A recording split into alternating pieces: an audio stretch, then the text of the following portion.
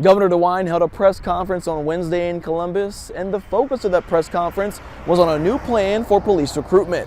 But even in that same press conference, Governor DeWine, he did touch on the status Ohio has with the pandemic and if incentives are effective.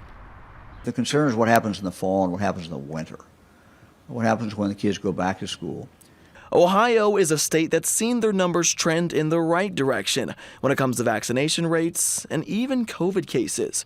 And a part of that has to be the state's incentives. The more popular one, the Vax-A-Million. So does DeWine see it as a success? The Vax-A-Million was extremely successful. It was extremely successful in the first week. We assume that there continue to be some people who are getting vaccinated because of the Vax-A-Million, but clearly the impact went down after that second week.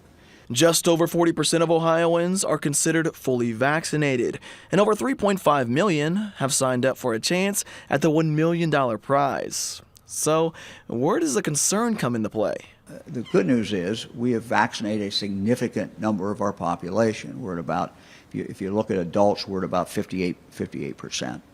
The bad news is that still leaves a lot of people who are not vaccinated. The concern is what happens in the fall.